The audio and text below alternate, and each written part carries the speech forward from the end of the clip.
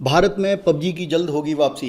खुशखबरी सभी पबजी खेलने वाले प्लेयर्स के लिए। पबजी रिटर्न्स, पबजी अनबैन किस तरीके से भारत में वापस आ रहा है और क्यों आ रहा है, कैसे आ रहा है, इसके विषय में चलिए जानते हैं और आखिर तक बने रहिएगा।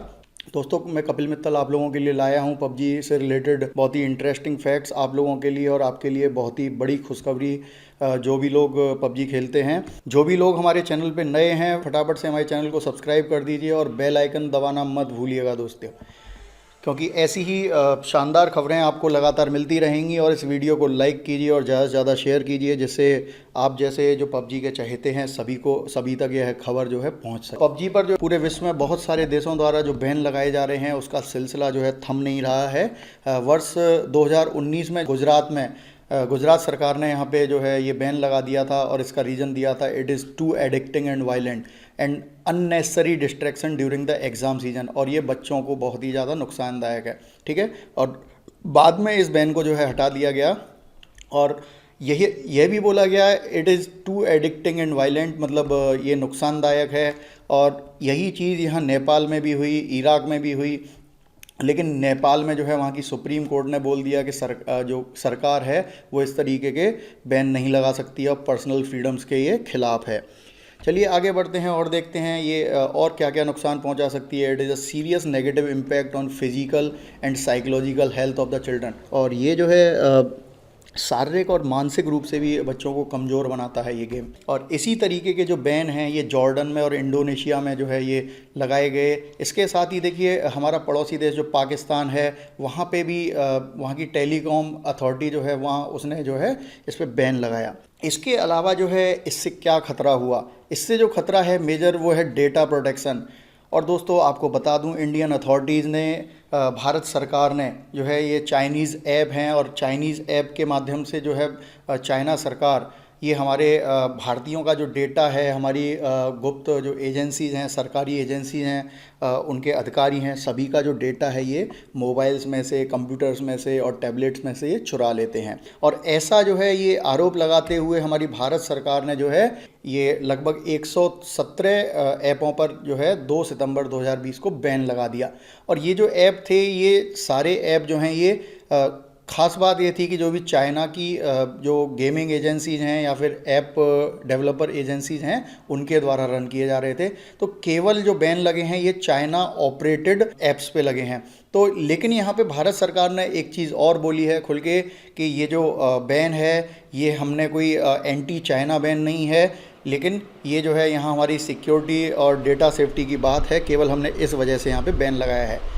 दोस्तों, इसके ऑनलाइन गेमिंग के फ्यूचर के विषय में बात करें तो भारत में जो है KPMG की रिपोर्ट 2019 में जो आई थी उसके अनुसार जो है भारत में ऑनलाइन गेमिंग का बाज़ार बड़ी तेज़ी से बढ़ रहा है। देखिए यहाँ 2014 में ये $20 बिलियन पे था और 2018 में ये $44 बिलियन पे है। 2023 में इसकी संभावना है $119 बिलियन की। ठीक है, और यहीं पे हम बात करें तो India was the PUBG's mobile's largest market with the country accounting for 175 million downloads.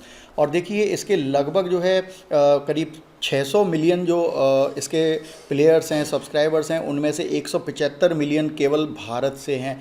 और वहीं बात करें तो ये इनका परसेंटेज लगभग पूरे विश्व के प्लेयर्स में से 24% होता है। तो आप अंदाज़ा लगा सकते हैं भारत में इसकी पॉपुलैरिटी किस प्रकार की रही होगी।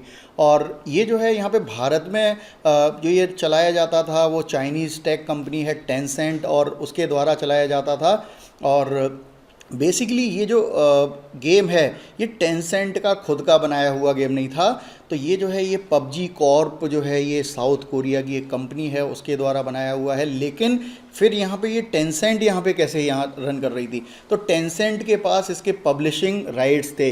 टेंसेंट ने इसके पब्लिशिंग राइट्स ले लिए थे इंडिया के, और टेंसेंट ने अपना एक मोबाइल ऐप बनाया और उसके माध्यम से ये जो है यहाँ पे इंडिया में इसकी फ्रेंचाइजी के तहत इसको चलाती थी। और देखिए दोस्तों, जैसे ही यहाँ इस पर बैन लगा है उसके 2 दिन के अंदर देखिए यहाँ टेंसेंट को जो है ये $34 बिलियन का जो है काफ़ी मार्केट कैपिटलाइजेशन में नुकसान पहुंचा है। तो बड़ी इंटरेस्टिंग फैक्ट्स, तो ये पबजी जो है ये पबजी कॉरपोरेशन द्वारा बनाया हुआ ऐप है और ये जो है ये पबजी कॉरपोरेशन जो है ये खुद अपने आप में एक सब्सिडरी है किसकी, ब्लू होल कंपनी की। ब्लू होल जो है ये भी साउथ कोरियन कंपनी है और ये वीडियो गेम बनाने वाली कंपनी है, इसकी एक सब्सिडरी है ये पबजी कॉरपोरेशन, और इसने जो है इसके पब्लिशिंग राइट्स जो हैं टेंसेंट को दिए थे।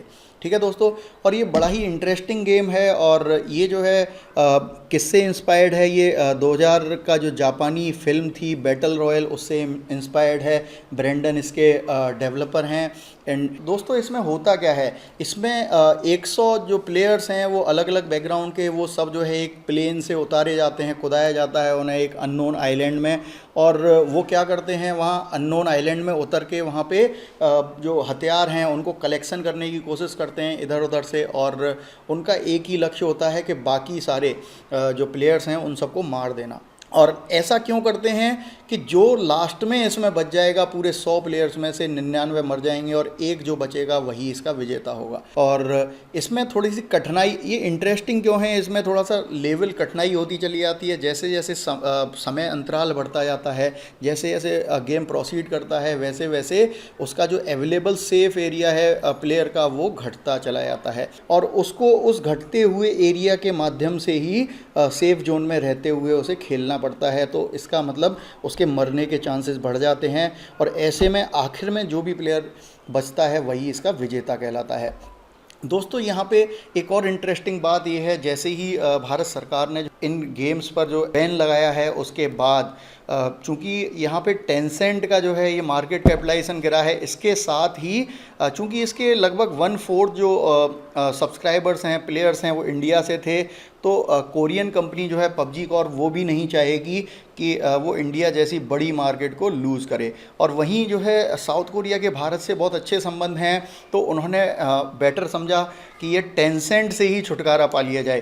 क्योंकि टेंसेंट चाइनीज़ कंपनी है और इंडियन गवर्नमेंट की इस समय पे जो है ये चाइना से झगड़ा चल रहा है, ये जो चाइना बॉर्डर इशू पे। ठीक है, तो यहाँ पे जो कोरियन कंपनी है पबजी कॉर्प, तो उसने टेंसेंट से जो है अपने पब्लिशिंग राइट्स जो हैं वो विड्रॉ कर लिए हैं, मतलब इन्होंने अपना नाता तोड़ लिया है। ठीक है दोस्तों, आज के इस वीडियो में केवल यहीं तक, और इससे अगला जो हिस्सा है ये हम अगले वीडियो में देने वाले हैं, आप कंटिन्यू कर सकते हैं। ये दूसरा वीडियो भी अवेलेबल है, ठीक है, और दूसरा वीडियो बहुत ज़्यादा इंटरेस्टिंग होने वाला है और आप इसको बराबर देखिएगा।